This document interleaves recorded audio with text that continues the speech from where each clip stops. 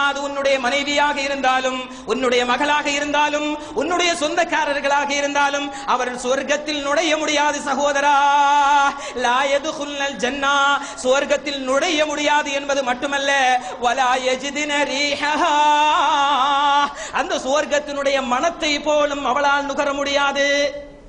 யாருடைய அத்தருடைய மனம், எந்த பெண்ணினுடைய அத்தரனுடைய மனம் அடுத்தவனுடைய சிந்தனைகளை சிதறடிக்க சொல்லி அவள் பக்கம் திருப்புகிறதோ அவள் சுவர்க்கத்தினுடைய மனத்தை கூட நுகர முடியாது என்று வாழ்க்கையில் ஒருபோதும் பொய்யுரைக்காத நபிகள் நாயகம் ஸல்லல்லாஹு அலைஹி வஸல்லம் அவர்கள் சொன்னதற்கும் பின்னால் வீட்டில் இருந்து மனைவியை அழைத்துக் கொண்டு வருகின்ற பொழுது, மனைவி நீ எனக்கு மட்டும்தான் மனைவி, ஊருக்கல்ல மனைவி, நீ உன்னுடைய அழகை பார்க்க வேண்டியது நான் மட்டும்தான், எனவே மறைத்துத்தான் என்னோடு வர வேண்டும் என்று ஒழுக்கமுள்ள இஸ்லாமிய பெண்களை உருவாக்கினால் சகோதரா, நாளை நீ சுவர்க்கத்தில் போக முடியும். அல்லது அவ எங்க போறாளோ, இவன் தான் என்ன வெள்ளியல்ல உட்கார வச்சு கூட்டிட்டு போனா, அதனால நான் போற இடத்துக்கு அவனை கூப்பிட்டு.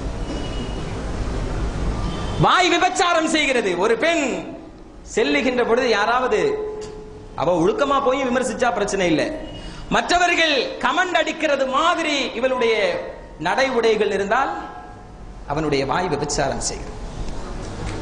இன்னைக்கு வீடியோ காட்சிகள்ல பார்க்க இல்லையா, வீடியோ காட்சிகள்ல திருமண இல்லங்கள்ல வீடியோ எடுக்கிறாங்க திருமணத்தை. அது இதை விட மிகப்பெரிய கொடூரம். ஒரு பெண்ணை கணவன் பார்ப்பதற்கு முன்னால், கெட்ட போறவன் பார்க்கிறதுக்கு முன்னால வீடியோ கிராஃபர், கேமராமேன் அங்குலம் அங்குலமாக படம் எடுக்கிறான். யார? கணவன் பார்க்கிறதுக்கு முன்னால மனைவிய பொண்டாட்டிய பார்க்கிறது யாரு? வீடியோகிராஃபர். என்ன ஷரியத்து, என்ன மார்க்கம், என்ன ஷரியத்தை பேணுறோம் நம்ம?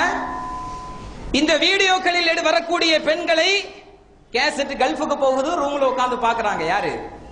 தஞ்சாவூர்காரர் பாய் இருந்தா பிரச்சனை இல்ல, ராமநாட்டுக்காரர் பாய் இருந்தா பிரச்சனை. பாய்களும் பார்க்க கூடாது. பட்டுக்கோட்டையில இருந்து வேற ஒரு அண்ணன் இருப்பார், அவரும் உட்கார்ந்து பார்ப்பார். அவ்வளவு நல்லா இருக்காளா, இவன் நல்லா இருக்காளா. எத்தனை டைவர்ஸ்கள் நடந்திருக்கிறது தெரியுமா? எத்தனை தலாக்குகள். இவன் கல்யாணத்து கேசட் ரூம்ல உட்கார்ந்து பார்த்துட்டு இருப்பான், அவனுடைய பொண்டாட்டியவே இன்னொருத்தன் விமர்சிச்சுட்டு இருப்பான். ஏன்னா அவன் நிக்கிற கோலம் அப்படி இருக்கும். ஆக இந்த சமூகம் எப்படி போயிட்டு இருக்குது? உயர்தரமான ஒரு உன்னதமான ஒரு வாழ்க்கை முறையை இஸ்லாம் சொல்லிக் கொடுக்கிறது, மிகுந்த மரியாதையை கொடுக்கிறது. ஆனால் கலாச்சாரம் என்ற பெயரில் இவர்கள் காட்சி பொருளாக மாறிக்கொண்டிருக்கிறார்கள். இஸ்லாம் சொல்லுது நீங்கள் உயர்ந்தவர்கள், நீங்கள் பாதுகாக்கப்பட வேண்டியவர்கள், நீங்கள் மறைக்கப்பட வேண்டியவர்கள். இவங்க சொல்றாங்க இல்ல இல்ல நாங்கள் லோக்கல், பிளாட்பாரத்தில் தான் ஓபனா கிடக்கும் சரக்கு. அது மாதிரி தான் இன்னைக்கு சமூகம் போய்கிட்டு இருக்கு. காரணம், இவன் தேர்ந்தெடுப்பது அழகு.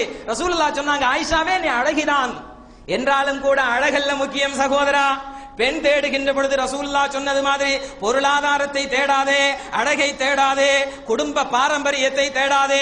அவளிடத்திலே மார்க்கம் இருக்கிறதா, குர்ஆன் ஓத தெரியுமா, தொழுகை இருக்கிறதா, கணவனுக்கு செய்ய வேண்டிய கடமைகளை செய்வாளா, பெற்றவர்களை ஒழுங்காக கவனித்துக் கொள்ளக்கூடிய நல்ல குணங்கள் இருக்கிறதா அப்படிங்கறத தான் நீ பார்க்கணும். ஒழுக்கம் இருக்கிறதாங்கிறத பார்க்கணும். இல்லைன்னா நீ சம்பாதிக்கிறதெல்லாம் மேக்கப் சாதனங்கள் வாங்குறதுக்கே சரியாய். ரசூலுல்லாஹ் சொன்னாங்க அழகெல்லாம் முக்கியம். ஐஷா, ஹதீஜாவை நான் இவ்வளவு விரும்புவதற்கு காரணம் என்ன தெரியுமா? அல்லாஹ் சலாம் சொல்லி அனுப்புறதுக்கு காரணம் என்ன தெரியுமா? மக்காவில் நானும் ஹதீஜாவும் நடந்து செல்கிறோம். மக்காவில் ஒரு கோஷ்டி உண்டு, இந்த கட்ட பஞ்சாயத்து கோஷ்டி மாதிரி. அபூஜஹ்லு, உக்பா, ஷைபா, உத்துபா, இவங்களுக்கெல்லாம் வேலை வெட்டியே கிடையாது. நம்ம ஊர்லயும் இந்த மாதிரி சில பேர்கள் இருப்பாங்க. ஊர்ல உட்காந்துட்டு விமர்சிச்சுட்டே இருக்கிறது. மற்றவன் அப்படியாமே தெரியுமா, மற்றவா இப்படியாமே தெரியுமா, இவங்களுக்கு வேலையே தான்.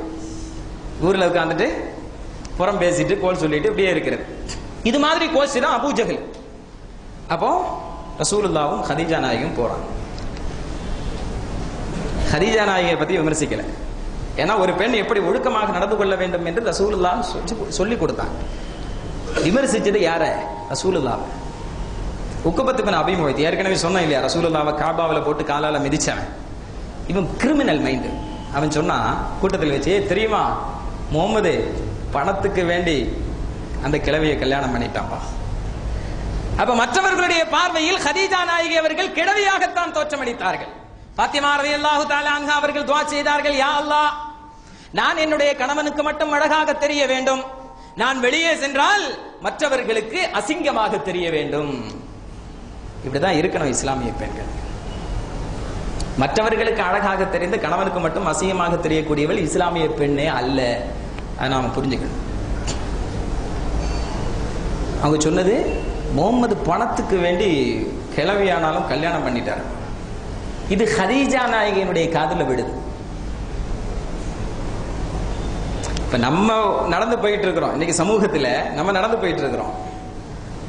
நம்மளை மட்டம் தட்டி நம்ம மனைவியை கொஞ்சம் புகழ்ந்து பேசிட்டா ஏற்கனவே கொஞ்சம் பொங்கச்சம் ஒரு இது இருக்கத்தான் செய்யும். நாம அழகு அப்படின்னு சொல்லிட்டு என்னப்பா இவ்வளவு போய் இவனு கட்டி வச்சிருக்கானோ அப்படிங்கறத கேட்டுட்டா மட்டும் போதும். ஏற்கனவே இருக்கிறதுல இருந்து டபுள் ஆயிரும் இல்லையா? கணவன்மார்களை மட்டம் தட்டுவதில் பெண்களுக்கு ஒரு தனி மகிழ்ச்சி இருக்கிறது. இன்னைக்கு நிறைய பார்க்கிறோம். சின்ன சின்ன விஷயத்துக்கெல்லாம் இவன்ட்ட ஒண்ணுமே இல்லை அப்படிங்கிற மாதிரி ஓபன் ஸ்டேட்மெண்ட் கொடுக்கக்கூடிய அளவுக்கு சமூகத்தினுடைய நிலைமை இருக்குது. ஹதீஜா நாயகி கேட்டுட்டு பொறுக்க முடியல.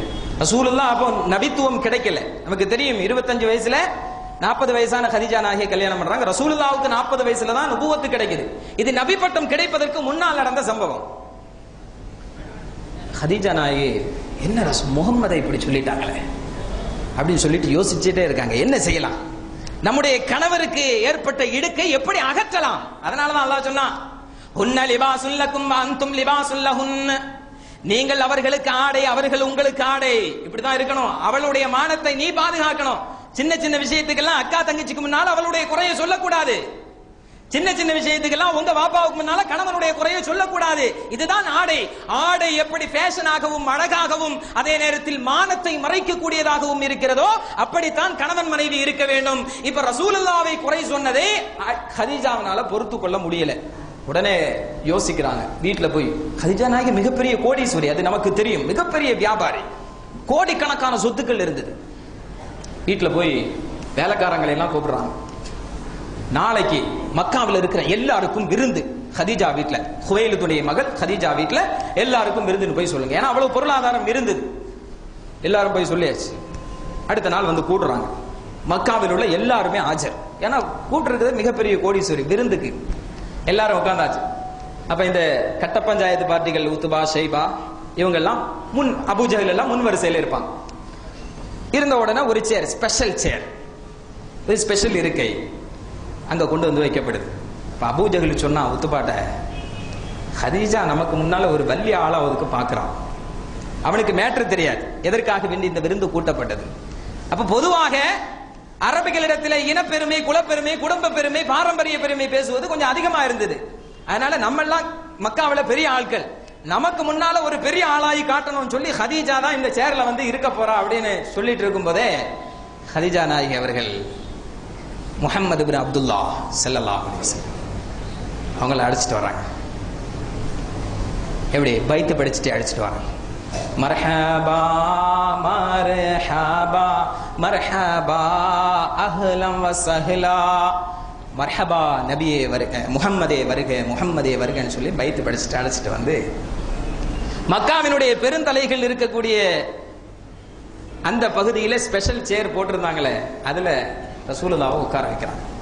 உட்கார வச்சுட்டு சொன்னாங்க, ஓ மக்காவாசிகளே, இன்றைய தினம் வரையிலும் ஹதீஜா கோடீஸ்வரியாக இருக்கலாம், ஹதீஜாவிற்கு மிகப்பெரிய சொத்துக்கள் இருக்கலாம், மிகப்பெரிய ஒட்டக மந்தைகள் இருக்கலாம், குதிரை கூட்டங்கள் இருக்கலாம், அதெல்லாம் இன்றிலிருந்து இந்த முஹம்மதுக்கு தான் சொந்தம். இனிமேல் மக்காவின் முதலாளி ஹதீஜா அல்ல, முஹம்மது தான். இனிமேல் ஹதீஜா இந்த முஹம்மதின் அடிமை என்று சொன்னார்கள் ஸல்லல்லாஹு அலைஹி வஸல்லம். இதுதான் வாழ்க்கை, இப்படிதான் இருக்கணும். கணவனுக்கு ஒரு இழுக்கு வந்ததுன்னு சொன்னா எதையும் இழந்துட்டு கணவனுடைய மரியாதையை பாதுகாக்கணும். இன்னைக்கு பஞ்சாயத்து வருது, எங்க நம்மள்ட்ட கோர்ட்ல பஞ்சாயத்து வருது. தொழில் பண்றதுக்கு அவளுடைய நகையை கேட்டேன் தரமாட்டேங்கிறா, டைவர்ஸ் பண்ணிடணும். சின்ன விஷயம். கணவனுக்காக வேண்டி போட்டு இருக்கக்கூடிய நகைகளை கூட இழப்பதற்கு பெண்கள் தயாரில்லை. அப்படிதான் வாழ்க்கை அமைஞ்சிட்டு இருக்கு. இப்ப இவ்வளவு சொத்துக்களும் கொடுத்ததற்கு பின்னால் ஹதீஜா நாயகியுடைய தியாகத்தை சொல்றாங்க ரசூலுல்லாஹ். இவ்வளவு சொத்துக்களும் வழங்கப்பட்டதற்கு பின்னால் பின்னொரு காலத்தில் மக்காவிலிருந்து ஊர் விலக்கி வைக்கிறாங்க இல்லையா? இஸ்லாத்தை சொல்ற காரணத்தினால ரசூலுல்லாஹ்வை மக்காவை விட்டு விலக்கி வைக்கிறாங்க. யாரும் சாப்பாடு கொடுக்க கூடாது, யாரும் தண்ணி கொடுக்க கூடாது, யாரும் எந்த உதவியும் செய்யக்கூடாது அப்படின்னு ஊர் விலக்கி வைக்கிறாங்க. நபிகள் நாயகம் ஸல்லல்லாஹு அலைஹி வஸல்லம் அவர்கள் சொன்னார்கள், கோடீஸ்வரியான ஹதீஜா ஆயிஷா. ஆயிஷா உனக்கு கஷ்டம் தெரியாது ஆயிஷா. ஆயிஷாவே கஷ்டப்பட்டவங்க தான், இருந்தாலும் அது ஒரு கஷ்டம் இல்லை அப்படின்னு சொல்றாங்க. ஆயிஷா உனக்கு வறுமை தெரியாது ஆயிஷா. அன்று மக்காவிலிருந்து எங்களை எல்லாம் விலக்கி வைத்த பொழுது கோடீஸ்வரியான ஹதீஜா கோடிக்கணக்கான சொத்துக்களையும் எனக்கு தந்துவிட்டு, எனக்குன்னு சொன்னா இந்த மார்க்கத்திற்கு தந்துவிட்டு, அந்த சொத்துக்களை எல்லாம் இந்த மார்க்கம் பரப்பப்பட வேண்டும் என்பதற்காக வேண்டி செலவு செய்ததற்கு பின்னால் ஒரு தீனாரோ திர்ஹமோ இல்லாமல் மக்காவிலிருந்து வெளியேற்றப்பட்ட பொழுது மக்காவினுடைய அந்த பாலைவன சூட்டிலிருந்து ஹதீஜாவை பாதுகாப்பதற்கு கூட ஒரு நிழல் இல்லை ஆயிஷா.